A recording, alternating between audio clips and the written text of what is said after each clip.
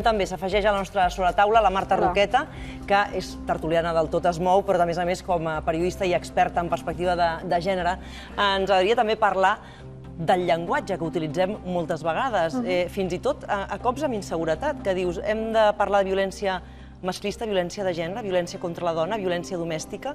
Hi ha molts matisos en totes aquestes expressions i cadascuna d'elles vol dir una cosa diferent. Sí, la violència masclista és la violència que afecta a les dones com a conseqüència de les discriminacions que pateixen en una societat masclista o que a vegades les afecta en major mesura. El terme violència masclista jo el recomano molt més d'utilitzar, o fins i tot violència contra les dones, perquè, per exemple, està molt més reconegut a la llei, per exemple, la llei catalana, i això ja et dona un marc més legítim des del que poder actuar a nivell social. La qüestió de violència de gènere també ha fet molt referència, sobretot en el nostre context, a la llei espanyola, que a més ha estat una llei molt limitada, ja que només reconeixia els feminicidis com a violència de gènere, només reconeixia els feminicidis dins de l'àmbit de la parella o l'exparella. En canvi, quan parlem de violència masclista, el que nosaltres estem parlant és de violències que s'exerceixen per la via psicològica, per la via física, poden ser per la via econòmica, poden ser per la via sexual, i que succeeixen en molts àmbits. Succeeix a l'àmbit entre la parella, succeeix a l'àmbit familiar, succeeix a l'àmbit laboral i també succeeix el que és l'àmbit social o comunitari. I això implica que, si bé nosaltres, quan parlem de violència masclista, avui sobretot ens centrem en la violència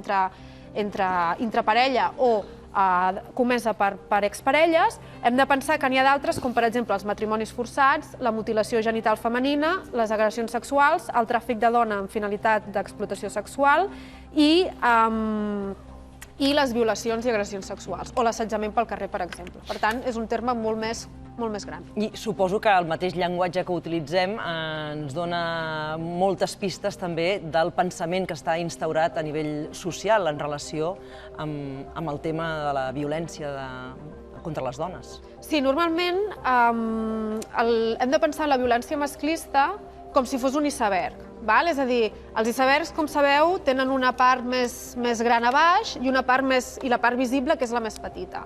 El que està succeint, i per això abans parlàveu de com és que portem tant de temps parlant d'això i costa tant erradicar-ho, doncs resulta que és perquè la societat identifica la punta de dalt de l'iceberg, i Déu-n'hi-do, perquè com recordava la Núria, tot just ara, fa poc, que els mitjans de comunicació estan començant a parlar-ne més sistemàticament i sobretot a utilitzar paraules.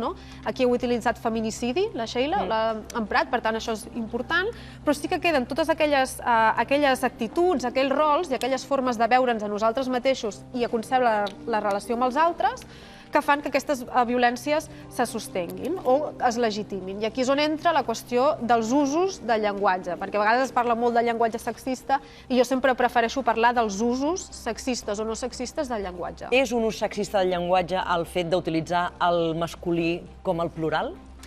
Això a la llarga ho ha estat, és a dir, de la mateixa manera, en certa manera, originàriament, el masculí plural era la forma que en català teníem de marcar el neutre.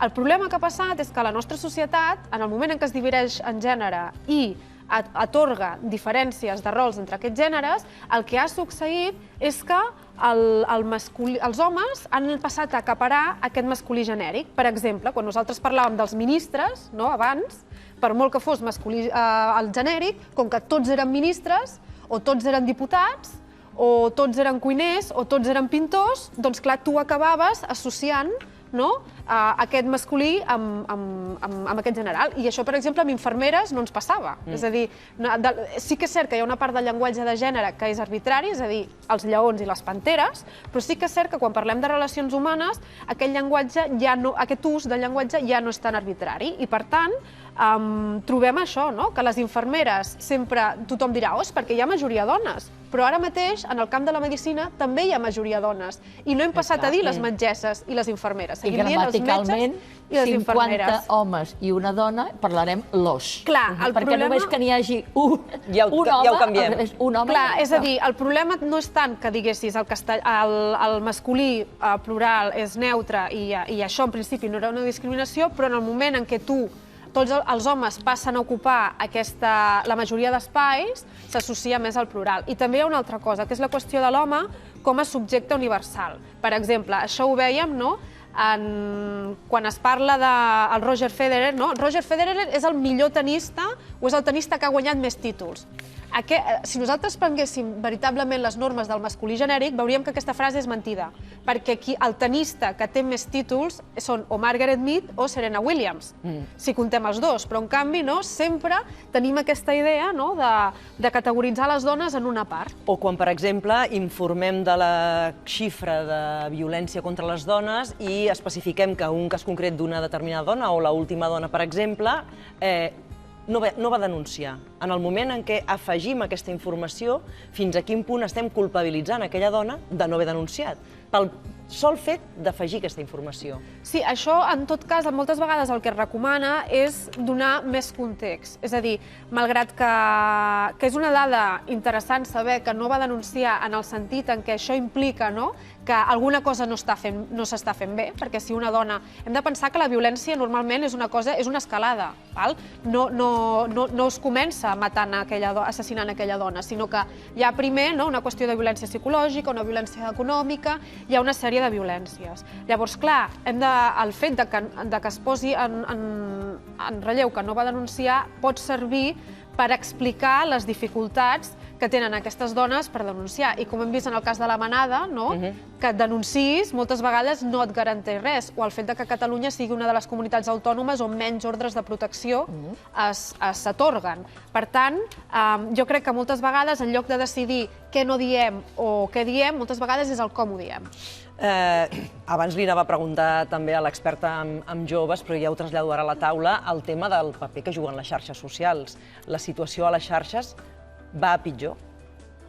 Jo sóc de les que considera que les xarxes socials, en tot cas, el que fan és magnificar una sèrie de problemes que ja tenim en la societat. És a dir, en el cas de la violència masclista, jo he identificat 3 àmbits en el qual es relaciona la violència masclista i el món digital. El primer és quan la violència exercida en l'àmbit digital és una forma més d'exercir violència contra la parella. Per exemple, controlar-li la roba, controlar-li les amistats i, a més, controlar-li el mòbil. Hi ha casos, com per exemple el de la Manada, en què hem vist que l'ús de les noves tecnologies ha estat una continuació de la violència que passa al món físic. Per exemple, no només la van violar, sinó que, a més, van difondre aquest vídeo en un grup que es deia La Manada, perquè La Manada no eren només els 5 violadors, sinó tothom que en aquell grup de WhatsApp va convertir el vídeo i tothom que el va compartir després, i fins i tot va haver-hi casos com els de Forocoches o Burbuja Info, que després van transmetre informació personal de la víctima, de la supervivent, per poder-la identificar. I el tercer aspecte de la violència al món digital és que hi ha un tipus de violència que està facilitada per l'entorn digital, que és, per exemple, el cas dels deepfakes. Que els deepfakes són, sabeu aquella tecnologia de manipulació de cares? Aquell vídeo que sortia de l'Equipo E, que agafaven tots els candidats a la presidència d'Espanya i els hi posaven sobre de l'Equipo A? Doncs això s'ha fet molt servir en la pornografia. És a dir, s'han agafat cares d'actrius famoses, com per exemple la Maisie Williams, de Joc de Trons, i se'ls ha posat la cara en vídeos pornogràfics. I això, un dels usos més habituals dels deepfakes és pornografia i després l'àmbit polític. Doncs Marta, t'agraïm moltíssim que avui t'hagis afegit a la sobretaula dels dilluns, que no és el teu dia, però per parlar justament d'aquestes qüestions que ens ocupen i ens preocupen.